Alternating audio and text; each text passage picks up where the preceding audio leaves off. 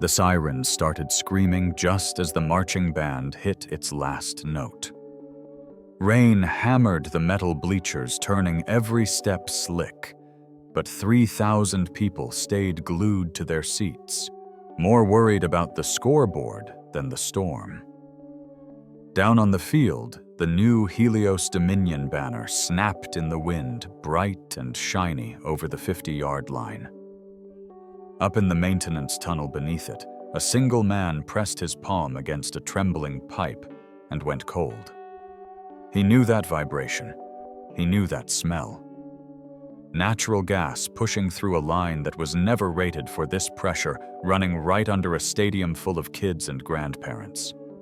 One spark, and this whole place would become a headline. Michael Lawson, 37 years old and officially just the janitor, shoved his daughter's inhaler deeper into his pocket and grabbed the rusted valve wheel with both hands. His back screamed, his lungs burned. Above him, the crowd roared at a touchdown they didn't know might be their last. Before I go any further, tell me where you're listening from tonight and hit that like and subscribe button if you believe courage still matters in this world. Now let me take you back to where this really started. Most mornings, long before the first school bus turned onto Magnolia Drive, Mike was already at Lincoln Middle School in Gulf Shore, Texas, mopping up yesterday's spills and fixing whatever the night had broken. He wore a faded navy work shirt with maintenance stitched over the pocket, and most people treated that word like his whole story. Teachers brushed past him mid-conversation. Parents at PTA nights nodded right through him, eyes on the principal or the football coach. Kids called him Mr. Mike when they needed a vending machine unjammed, or a locker opened, then forgot he existed as soon as the bell rang. What nobody saw was the framed engineering license wrapped in an old towel at the back of his closet, or the stack of letters from Helios Dominion Energy, some polite, some threatening, all tied to the chemical plant explosion that had taken his wife and half their future. Before that night, he'd been a structural safety engineer, the guy other people called when they wanted to know if a system would hold under pressure. He'd warned them once about corroded supports and overloaded lines. They'd called him overly cautious and found someone else willing to sign off. His wife died in the fire that followed. Helios called it an unforeseeable accident. Mike called it murder nobody would prosecute.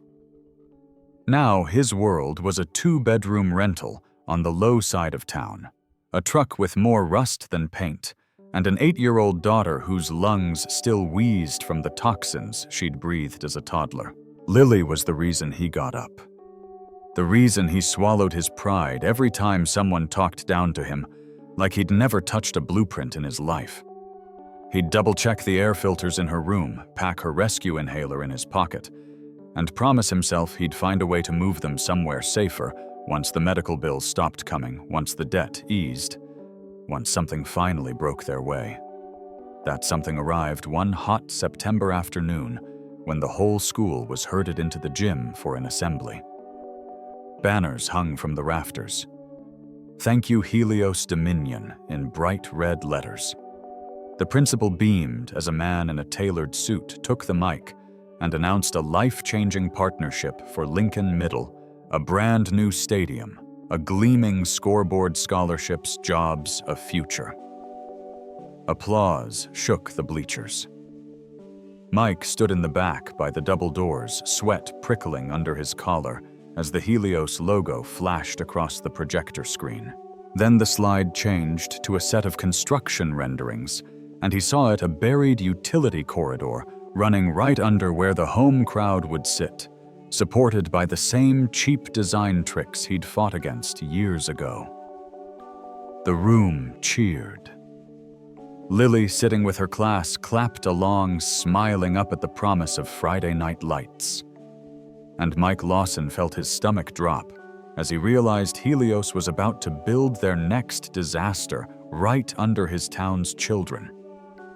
The first trucks rolled onto the construction site before sunrise, growling across the damp dirt behind Lincoln Middle. The whole town buzzed about the new stadium Helios Dominion's gift to Gulf Shore. But all Mike could see were the pressure lines on the blueprints he'd memorized from the slideshow and the corner cutting he knew that company was famous for. By 7 o'clock, he was already unclogging a sink in the science wing, listening to two teachers gush about the project, as if it were salvation itself. "Can you believe we're finally getting a real stadium?" one said. "Helios is basically rebuilding the whole place for free." "For free," the other echoed with a dreamy laugh. Mike wiped his hands on a towel, kept his voice neutral, and headed for the hallway before he said something he'd regret. People didn't want to hear warnings. They wanted miracles. And Helios knew exactly how to package them. That afternoon, the construction foreman strode into the cafeteria like he owned the place. He was a big man with a clipboard mirror-tinted sunglasses pushed onto his head and the kind of handshake that tried to establish dominance before he even spoke. "You're Lawson, right?"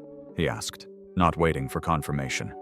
"I need the utility closet unlocked by the west exit. We gotta check the access points." Mike nodded and started to lead him down the hall. But halfway there, the foreman snapped, "You're walking slow, buddy. Let's pick it up." Kids passing by giggled. Mike kept moving. The foreman glanced at the outdated light fixtures and snorted. "This whole place is falling apart. Good thing we're here. Once we're done, people like you won't have much left to fix." "People like you?" A phrase he'd heard 1,000 times since leaving engineering. He unlocked the door and stepped aside. The foreman swept in, glanced around the cramped room, then barked, "This wiring's a mess. Who approved this layout?" "It's old," Mike said quietly. "Built before updated safety codes. It works if you know how to manage the load." The man scoffed. "Right, sure, whatever you say." A minute later, he clicked his radio. "Bringing the rest of the team in. Tell him the janitor had to babysit me through the building." Mike felt that line hit harder than it should have. He kept his expression, still refusing to give the man the satisfaction. When he returned to the cafeteria, the assistant principal intercepted him with a tight smile. "Mike, can I speak with you?" Her tone was syrupy, the kind that was meant to sound polite, but failed. They stepped into the hallway. "I've heard from the construction team that you've been interfering." "I unlocked a door," Mike said. "Well, yes, but apparently you've been questioning aspects of the project. Asking about the plans, making comments. I didn't comment on anything." She folded her arms. "Look, we're grateful for everything you do here, but please stay in your lane. Helios Dominion is investing millions. Let's not rock the boat." Her words hung there like a verdict. Stay in your lane. As though his old life, his knowledge, his warnings had no place here. As though losing his wife had stripped him of the right to speak about safety. He nodded once. Understood. But as he walked away, he caught his reflection in the trophy case, a tired man in a faded uniform. People saw that and assumed they understood his worth. Lily's class was dismissed early that day, and he picked her up at the front office. She tapped his hand to catch his attention, her other hand lifting her inhaler mask. "Air smells bad," she said through uneven breaths, signing at the same time. He squeezed her shoulder gently. The wind was blowing from the construction zone, carrying dust and diesel fumes across the lot. All he could think about was the buried corridor under that stadium blueprint, the one Helios assured everyone was perfectly safe. He buckled her into the truck and drove home with the windows up, trying to keep her lungs from fighting harder than they already did. Later that week, trouble came from a direction he didn't expect. During a faculty meeting, the superintendent asked Mike to step up to the microphone. It took him off guard. Maintenance staff rarely got called into public view. He walked up slowly, wiping sawdust from his palms. The superintendent smiled, but it didn't reach his eyes. "I just want to clear up a little confusion," he said brightly, turning toward the assembled teachers. There's been some chatter about safety concerns regarding the new stadium plans. Let me reassure everyone, everything is up to code. We've had certified engineers sign off on every detail. A few people nodded. Then the superintendent rested a hand on Mike's shoulder. And I think someone in our maintenance department may have misunderstood parts of the construction process. Heat crawled up Mike's neck. I didn't say anything about, but the superintendent cut him off with a laugh. It's okay, Mike. We all appreciate your enthusiasm. But this is a big project. Let's let the professionals handle the technical talk. The room chuckled softly. The words didn't hurt because they were cruel. They hurt because they were exactly what he'd been hearing for years. Let the professionals handle it. His wife had been one of those professionals, and Helios had buried her warnings just like the superintendent was burying his now. When the meeting dismissed, 2 teachers whispered as he passed. He means well, one said. But he gets worked up, the other replied. You know how some people are. Some people. He walked out without looking back. That evening when he picked up Lily from the after-school care room, she was quiet. Too quiet. Her inhaler sat beside her backpack. She signed slowly, each movement heavier than usual. Some kids said, I'm like him. Mike knelt beside her. Like who? She pointed at her chest, then at his. Like you. Small people. He felt the words like a punch beneath the ribs. He signed back, firm but gentle. We're not small. They just don't see right. She looked down. Maybe they see true. He gathered her into his arms, feeling her tiny frame tighten against him. She'd heard the jokes. She'd absorbed the judgment. Children always did. When they got home, he made her tomato soup, the kind she liked, and put on her favorite old cartoon. But even as she giggled at the slapstick scenes, he could see the shadow behind her smile. The kind of shadow he knew all too well. The next morning, as he walked across the parking lot, he saw something that made his stomach twist. A Helios Dominion SUV sat by the loading dock. 2 men in branded jackets stood talking to the principal. When they spotted him, one of them, an administrative type with gelled hair, smiled like a man greeting an inconvenience. You're Lawson, he asked. Mike nodded. The man extended a paper. Corporate needs you to sign this. It's an agreement not to discuss internal construction details or raise concerns to outside parties. Standard NDA. Mike scanned it. The language was slick, full of legal traps. Signing would gag him completely, even if something truly dangerous happened. He gave the paper back. I'm not signing that. The man's smile thinned. Your employment could be impacted by non-compliance. Mike held his ground. Then fire me. The man blinked clearly, not expecting pushback from someone in a worn maintenance shirt. We'll revisit this, the man muttered, stepping back toward the SUV. The truck door slammed. They drove off. By lunchtime, the rumor mill was spinning like a drill bit. Lawson's causing trouble. Helios is ticked. He's paranoid about the stadium. Teachers whispered. Staff stared. Even the kids heard enough to form their own story. During recess, Lily stood alone, backpack hugged tight against her chest. A teacher's aide tried to coax her into joining the others, but she shook her head, eyes fixed on the field where construction workers hammered steel brackets into place. She knew her dad wasn't liked today, and she felt it like it was her fault. Mike's hands curled into fists as he watched from a distance. Every instinct screamed to rip out the wiring, slam the valves shut, drag every adult in this town down to that utility corridor until they understood the danger they were ignoring. But he stayed still. Staying still didn't mean giving up. It meant gathering strength. That night, the town held a community celebration for the new stadium progress. Helios bought pizza.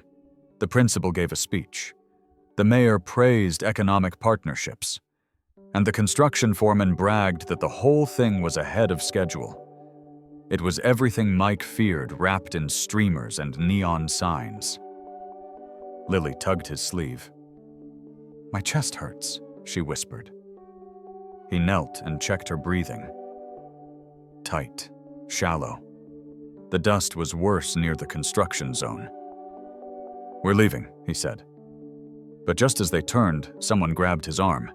It was the foreman. "Leaving early," he said loudly, afraid the big machines might bite. A few nearby parents snickered. Mike kept his voice steady. "My daughter needs clean air." The foreman rolled his eyes. "Kid probably just needs to toughen up. All you janitor types baby your kids." The words echoed across the field. Lily looked up wide-eyed, realizing she was the punchline. The humiliation hit her harder than the dust in her throat. Mike felt something inside him break. Not rage. Not yet. Something quieter. Deeper. The moment a man realizes staying silent is no longer the safer choice. They walked to the truck, through the crowd's murmurs, each one, another drop of pressure added to a pot already boiling. He buckled Lily and turned the key and stared at the stadium skeleton rising over the field. Helios Dominion was building their monument, and this town was worshiping it. But he knew the truth. He knew what those pipes could do. He knew what had already been lost. And as a gust of wind pushed a plume of dust across the headlights, he felt the moment harden inside him like steel. Something big was coming, and he was the only one here who understood the danger well enough to face it. By the time the homecoming game arrived, the whole town felt like it was vibrating. The marching band rehearsed in the parking lot, horns blaring. Parents hauled coolers and seat cushions into the shiny new stadium Helios had rushed to finish. Reporters milled around with local news crews, eager to cover the economic rebirth of Gulf Shore. But as Mike walked Lily toward the gate, a strange wind pushed across the field, hot, metallic wrong. He paused. It was faint, so faint most people wouldn't notice. But he had smelled something like it before. The night his life cracked open. He squeezed Lily's shoulder. "Stay by me." She nodded, clutching her inhaler. The crowd pressed forward. Cheerleaders screamed. The scoreboard flashed bright colors announcing kickoff in 10 minutes. But underneath the noise, Mike heard something else, an unnatural hum under the bleachers. He slowed his pace. That utility corridor he'd seen on the blueprints ran right beneath the west stands, the one now packed with 2,000 people stomping their feet to the beat of the band. He scanned the area and spotted a lone maintenance hatch about 30 yards down. No one else even noticed it. Then came the sound. A sharp, metallic pop, like a valve jolting under pressure. Another, then another. He grabbed Lily's wrist. "Stay behind me, don't run off." Her eyes widened. She knew that tone. The loudspeaker boomed about tonight's sponsors, the national anthem, the booster raffle. People cheered louder, drowning out the subtle panic climbing through his bones. The air smelled wrong. Too sharp. Too chemical. He felt his heart race, not from fear, but memory. The night he'd run into his old plant searching for his wife through smoke. The night he'd realized warnings only mattered when someone finally listened. But tonight, there was no time to convince anyone. He moved toward the maintenance hatch. A security guard spotted him. "Hey, that area's restricted. I need to check something," Mike said, already walking faster. "You can't be over there," the guard insisted. "Sir, I'm asking you to get back with the crowd." Mike kept going. "If we've got a leak, you're going to wish I got here sooner." The guard hesitated just long enough for Mike to slip past him. He reached the hatch and knelt. A hiss leaked from the seam where the lock met the metal. His stomach dropped. Gas. Not a lot, but enough to tell him something below was failing. He spun around to find the guard jogging toward him again, this time with the foreman close behind. Of course him. The foreman waved his arms angrily. "What the hell are you doing, Lawson? You trying to get me fired?" Mike didn't answer. He grabbed the hatch wheel and twisted. It groaned once, then gave. Cold, heavy air rushed out, pressurized, dangerous, unmistakable. "What was that?" the guard murmured. Mike yanked the door open and stared down into the dim corridor. Heat rose from below like from a furnace, and faintly through the roar of the crowd, he heard the unmistakable whistle of a relief valve trying and failing to do its job. The foreman leaned over his shoulder. "That's just settling." "No," Mike snapped. "That's a line near rupture." The man bristled. "You're not an engineer. I was Mike said before your company ignored my reports and got people killed." The foreman's jaw locked. Behind them, the PA announced kickoff in 5 minutes. The crowd roared. The bleachers shook. Every shake traveled down into the corridor, into that line, into a bomb waiting for one more nudge. He turned to the guard. "You need to clear the west stands. Now!" The guard hesitated. "Sir, that's thousands of people." "Do it," Mike barked. "If that line goes, we won't need seats, we'll need body bags." The guard stared at him, pale, then pulled his radio. The foreman grabbed Mike's shirt. "You're blowing this out of proportion." Mike jerked free. "My daughter is here.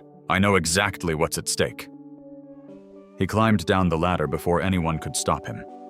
The corridor was hotter, louder, trembling with pressure. Steam rose in faint wisps along the pipe joints. The seams glowed faintly under the emergency lights, a sign the metal was expanding, distorting. If it ruptured, the gas would hit the ignition from the concession stands, the scoreboard wiring, even static from the crowd. Above him, masses stomped their feet, cheering. Every vibration pushed the line closer to disaster.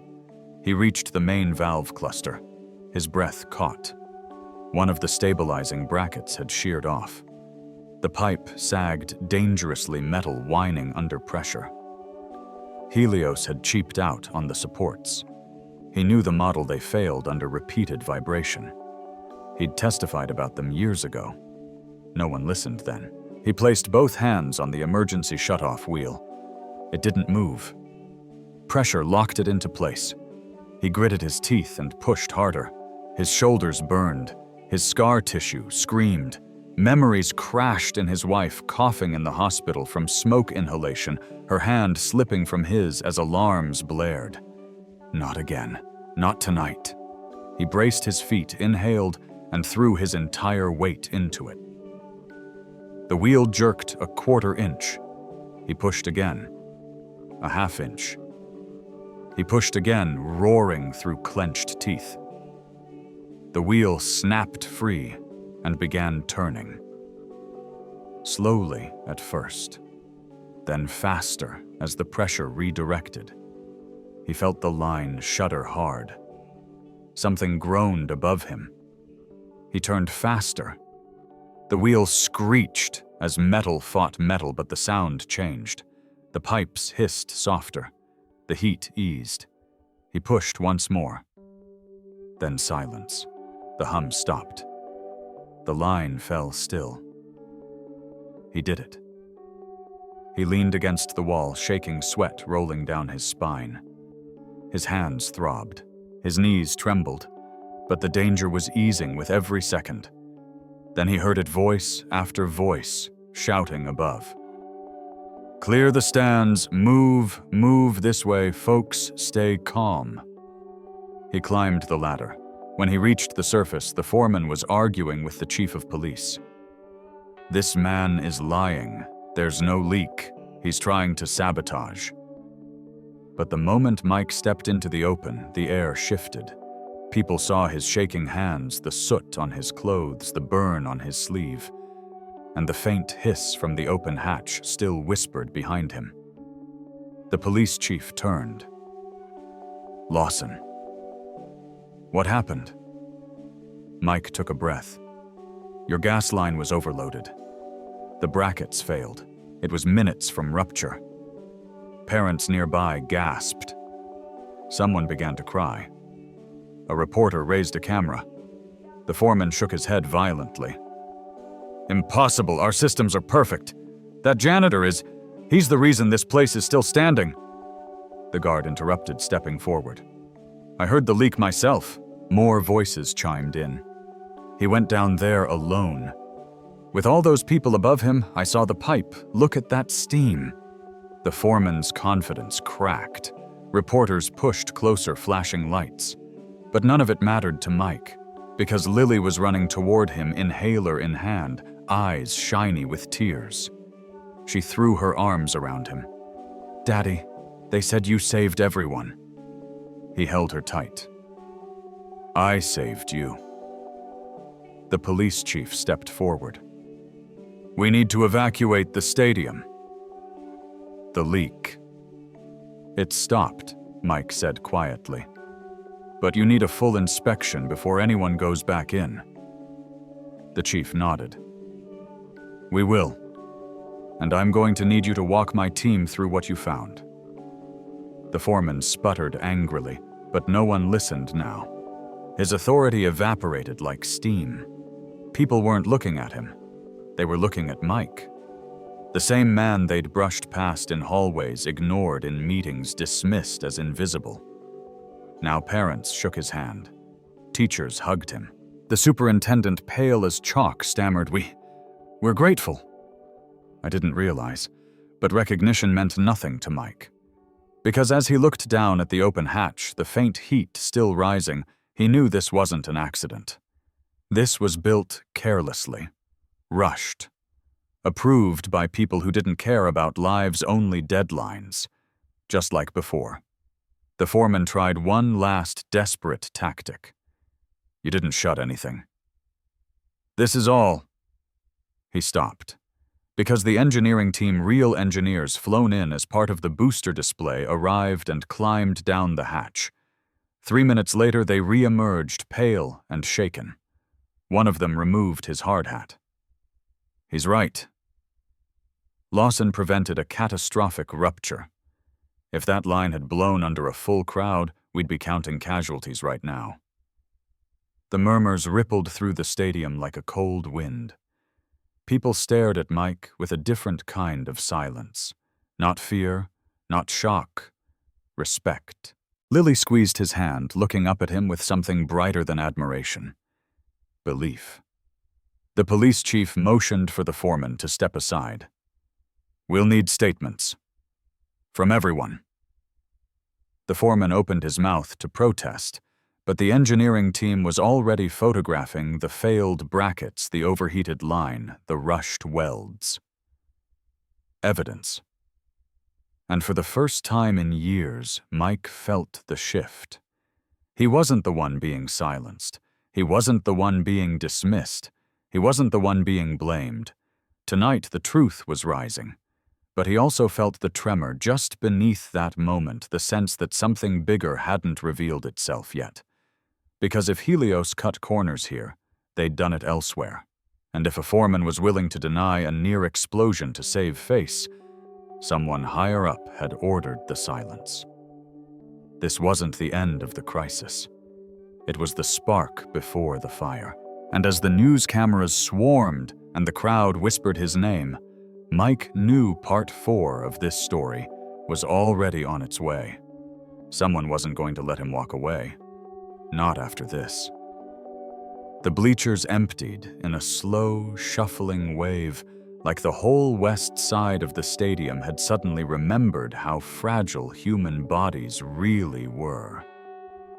Parents clutched their kids tighter. Grandparents muttered prayers. Students who'd been shouting minutes earlier now stood silent, staring at the steaming hatch behind the end zone. The smell of gas was faint, but unmistakable. Even those who didn't know what it meant felt the wrongness of it. Mike stood near the open hatch shirt, smudged with soot, palms raw and scraped. Lily clung to his sleeve, her inhaler dangling from her wrist strap. The wind had shifted. She could breathe easier, but her eyes stayed locked on her dad, like she was afraid he might collapse. The police chief questioned the foreman. Reporters whispered into their microphones.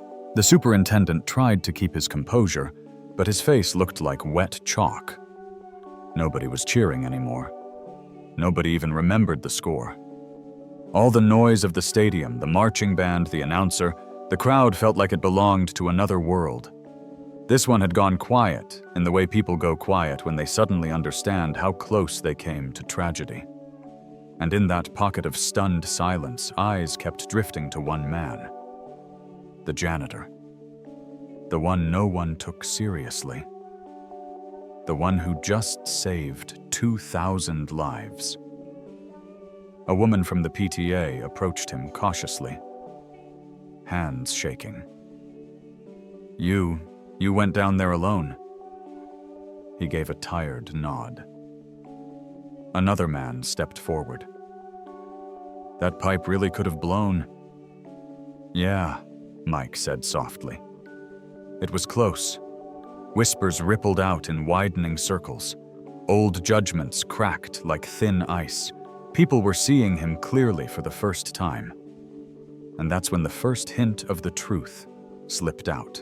One of the engineers, gray-bearded, wearing a Helios Dominion badge, but looking deeply troubled, approached with a notebook computer in hand.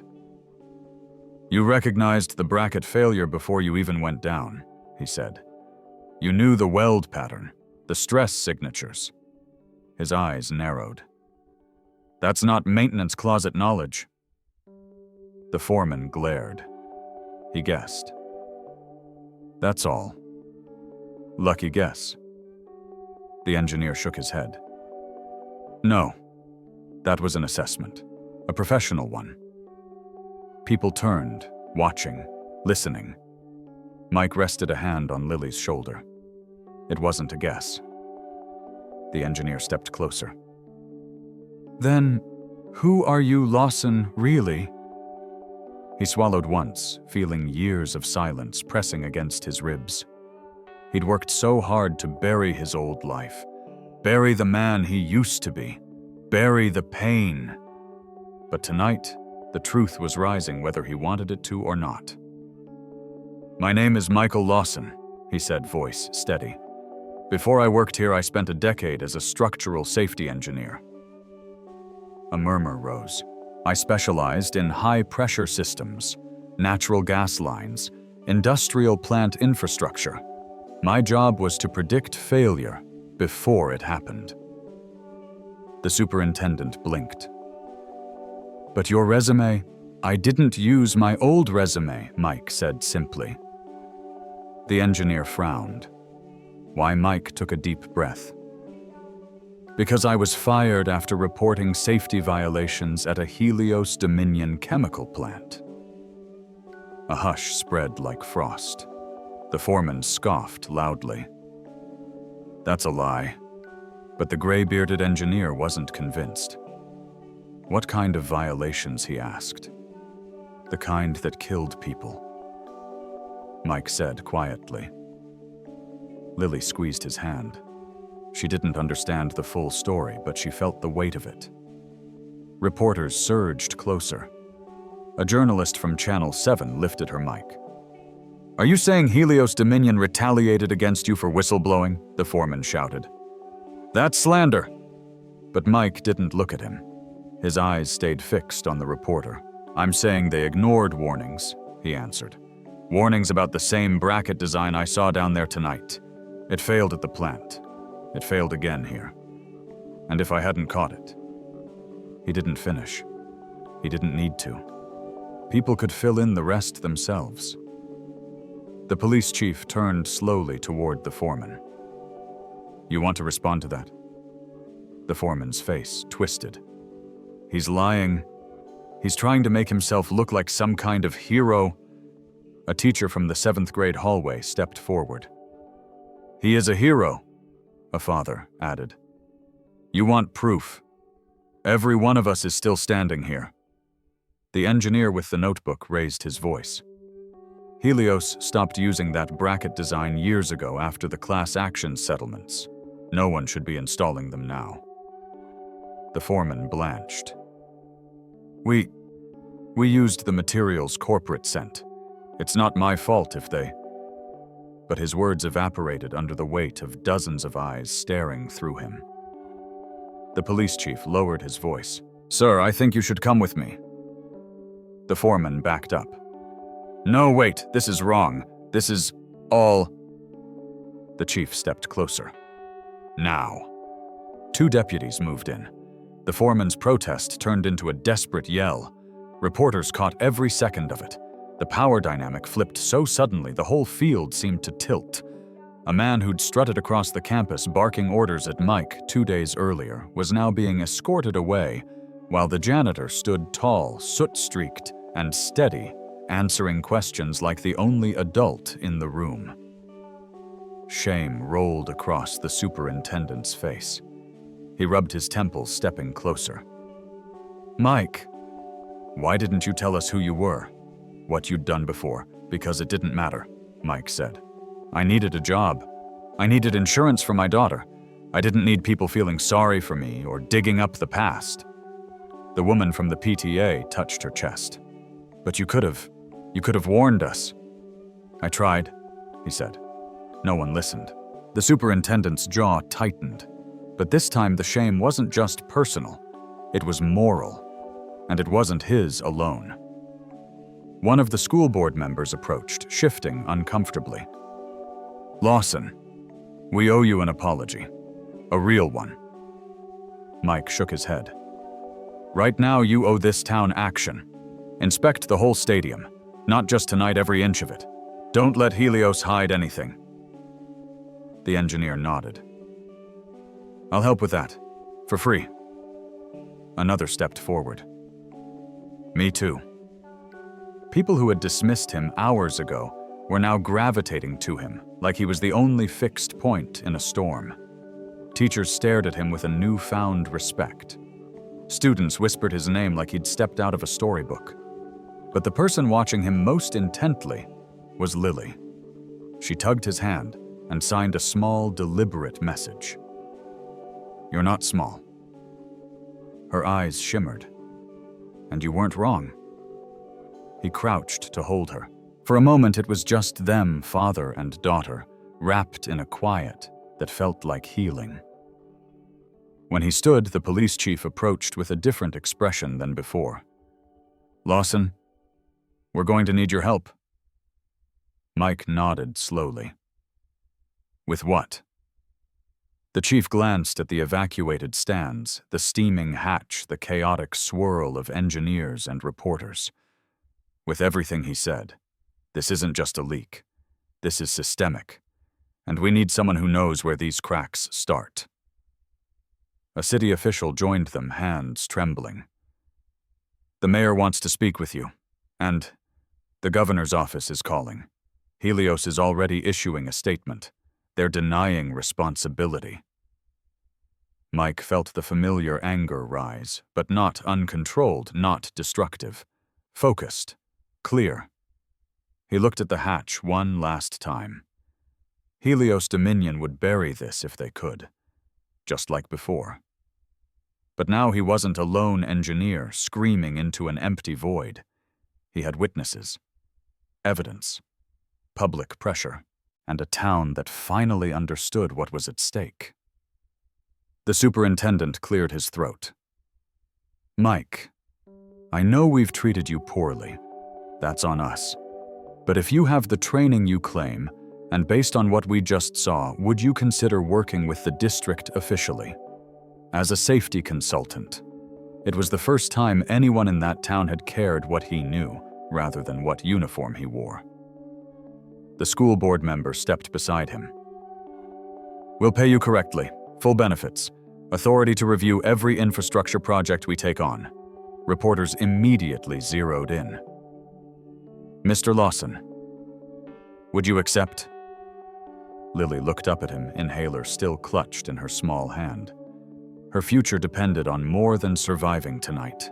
It depended on a world where someone somewhere actually listened. He exhaled slowly.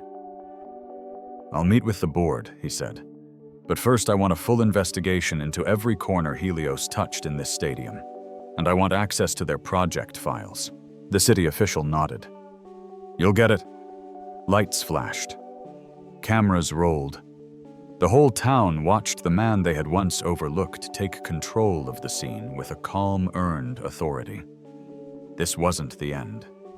It wasn't even the victory. It was the threshold. And as Mike stood amid the emptying stadium, the rising questions, the shifting power, he felt a strange, unfamiliar sensation settling deep in his chest. Possibility. The same company that ruined his life was about to face something it had never faced before. A man who wasn't afraid of them anymore. And the path ahead, dangerous, necessary, inevitable, was already forming in his mind as the chief motioned him toward the command tent and the city officials gathered around. A new beginning was calling his name. But it would come with a price. And tomorrow the whole world would know exactly who Michael Lawson truly was. The night of the stadium evacuation became the town's turning point. By sunrise, every major news outlet in Texas had replayed the footage of Mike climbing out of that hatch, soot on his face. Lily's arms wrapped around his waist, engineers confirming he'd prevented a mass casualty event. The narrative shifted instantly. He wasn't the janitor anymore. He was the man who saved Gulf Shore. At the emergency school board meeting the next day, the same people who once brushed past him in hallways now waited for him to take a seat before they did. The superintendent apologized out loud in front of everyone. The principal followed. Even the assistant principal who once told him to stay in his lane had trouble looking him in the eye as she whispered, "I was wrong." Meanwhile, the foreman found himself at the center of an investigation. Corporate lawyers tried to spin the story, but the engineers who had seen the failed supports weren't willing to cover for anyone. For the first time in years, Mike watched the powerful scramble while honest people stood tall. And he realized how much he'd grown used to silence, not the peaceful kind, but the kind people imposed on him. That changed the moment the town council offered him a new position, Director of Safety and Infrastructure Review for the entire district. It wasn't a charity gesture, and it wasn't a photo op. They needed someone who actually knew what he was doing. Someone who had already proven he'd put lives before politics. Someone whose judgment they could trust. He accepted not because the title meant anything, but because Lily needed a town that wouldn't gamble with her future. And because he was tired of watching corners get cut while families paid the price. Over the next few weeks, the stadium remained shut down while crews tore out every last inch of faulty piping. The engineers requested his guidance more often than anyone expected. They asked questions. They listened. They treated him like a colleague, not an interruption. And Lily, she walked through school with her head higher. Kids who once ignored her now stopped to thank her dad. Teachers who barely noticed her before asked how she was doing. She'd sit in the stands during the reconstruction, watching workers install the new supports her father had designed, telling anyone who'd listen, "My dad fixes the dangerous stuff." For the first time since her mother died, she looked at the world without fear. 3 months later, when the stadium reopened for the spring charity game, it felt like a different place entirely. Not because of the new steel beams or safety valves, but because the community understood what they'd almost lost, and who had saved them. Mike sat in the press box that night overseeing the final safety checks. The superintendent approached with 2 hot dogs and an awkward smile. "I know it's not enough," he said, "but thank you. For everything." Mike chuckled. "You don't owe me anything." The superintendent shook his head. I owe you my life. My daughter was in those stands. It was the first time the man had spoken to him as an equal, maybe even as a friend. By summer, the story had spread far beyond Gulf Shore. A state engineering board reached out and asked if he'd consider returning to his old field part-time consulting on his terms. They'd read his reports, reviewed his past warnings, and apologized for not stepping in sooner. He didn't take the job right away. Instead, he thought about the life he'd built with Lily, the school that finally understood her, the town that had been blind for too long, but wasn't blind anymore. Eventually, he agreed to consult under one condition: anything he worked on would prioritize safety over profit every single time. They didn't argue. A year after the near disaster, Gulf Shore held a quiet ceremony at the stadium. No cameras, no reporters. Just families, teachers, firefighters, and students who wanted to say thank you. They unveiled a small bronze plaque near the west stands. In gratitude to Michael Lawson, who reminded us that listening saves lives. People clapped. Some cried. Lily held his hand the whole time, beaming like the sun was shining out of her chest. Later that night, they sat on the empty bleachers after everyone else had gone home. The field lights hummed softly. The stars were bright above them. Lily leaned her head against his arm. "Dad," she whispered, "you weren't scared, were you?" He brushed her hair back gently. "I was terrified." She looked up, surprised. "Then why'd you go down there?" He thought of the night he lost her mother. The smoke, the alarms, the silence that followed. And how he promised himself he'd never let fear make his decisions again. "Because you were up here," he said softly. "And because sometimes you don't get to choose whether you're brave. You just choose who you're brave for." She nodded, as if she understood something bigger than words. The wind carried the smell of freshly cut grass across the field. Parents walked to their cars, kids laughed, the scoreboard flickered. Normal life had returned, but better. Safer, because people were paying attention now. As they gathered their things, Lily kissed his cheek and signed a phrase she'd started using more often since that night. "You're big to me." He smiled, feeling the truth of it settle deep and warm. The world had tried to make him small, tried to silence him, tried to bury his warnings and his worth. But standing there in the glow of the rebuilt stadium, with his daughter's hand in his, he knew something with absolute certainty. Some men grow louder by shouting. Others grow louder by stepping forward when it counts. And the world listens hardest to the ones who show up when it matters most.